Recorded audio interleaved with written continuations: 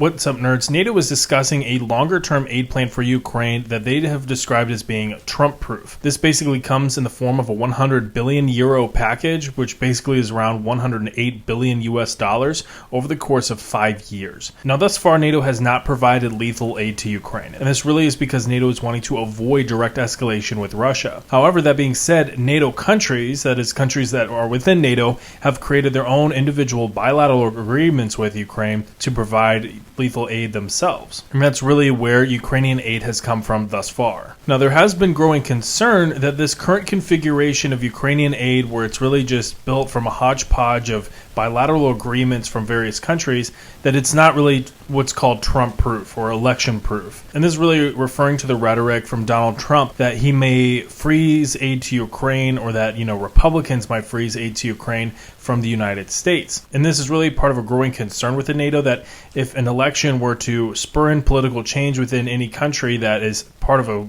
large chunk of Ukrainian aid, and that aid goes away, that could be a serious problem for Ukraine. And that would all put Ukraine in a very difficult position. Now, this is not just a concern just for the United States, even though that they're calling this Trump-proof. This is a concern for multiple other countries. I mean, the European Union has a pretty large set of elections coming up for the European Parliament. There are other countries that have elections as well.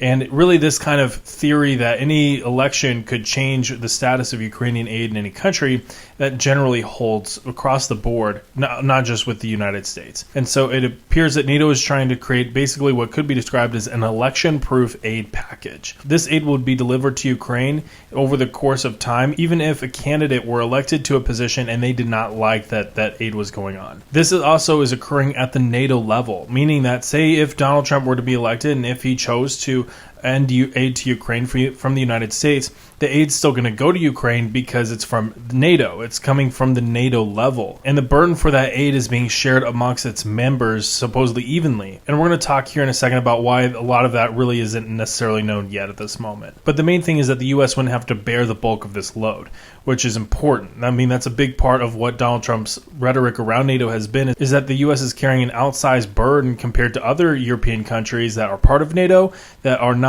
basically paying their share in defense spending that is part of the NATO charter. Now, there's also some concern within NATO that the current configuration doesn't meet the realities for the Ukrainian war. Right now, with Ukrainian aid at the bilateral level, it's really kind of ad hoc. It's as needed, but it's not really sustained over time. And as the war in Ukraine is likely to go on long into the future, and as Russia appears prepared for a longer fight, appears that there needs to be a need for longer-term aid packages, for reliable and sustained aid to Ukraine to reach Ukraine that allows it to fight a more protracted war sustainably. Now, with this deal that is in development within NATO, that would provide Ukraine with that sustained, reliable, and lethal aid. Of course, like I've said before, this is insulated from political change within any one country, and it's a shared burden amongst its member states. Now, there are some unknowns about this package. For instance, it's unknown whether or not the 100 billion euro figure will be accepted for this deal,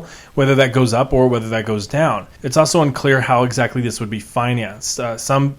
Some diplomats have mentioned that this could be basically pulled from a percentage of each country's GDP or each country's defense spending.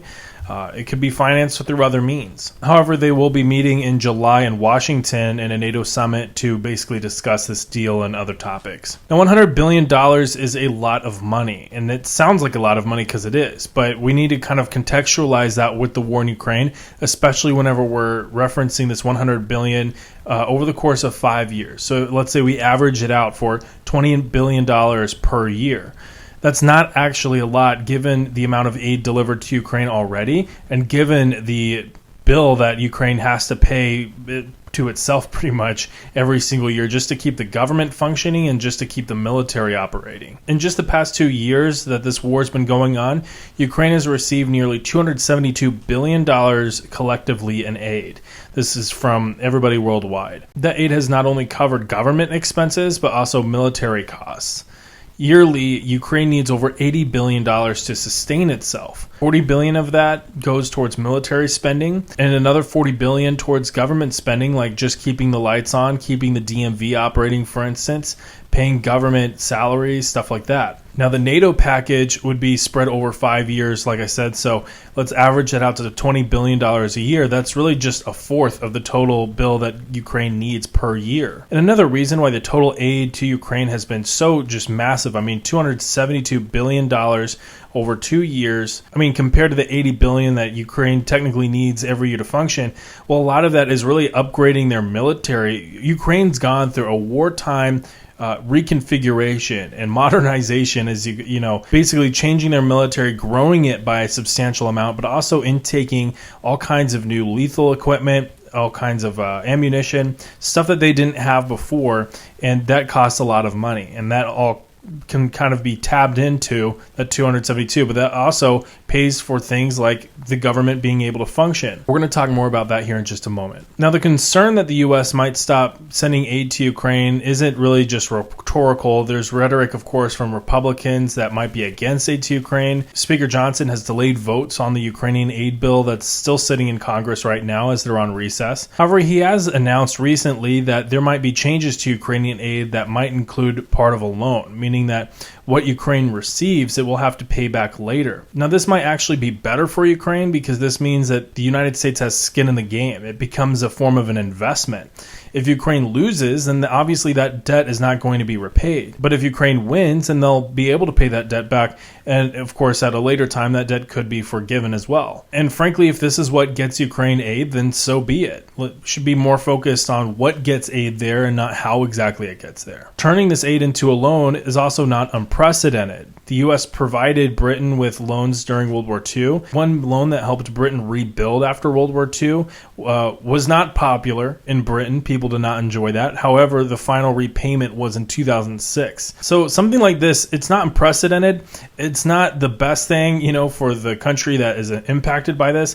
But at the same time, it could be better for the United States in this situation. And at the same time, it also gets Ukraine the aid that they need today. Now, we've spoken a lot on this channel about the military aid that's being sent to Ukraine. Often lost in this conversation is the need for just general monetary aid to Ukraine to help fund the Ukrainian government.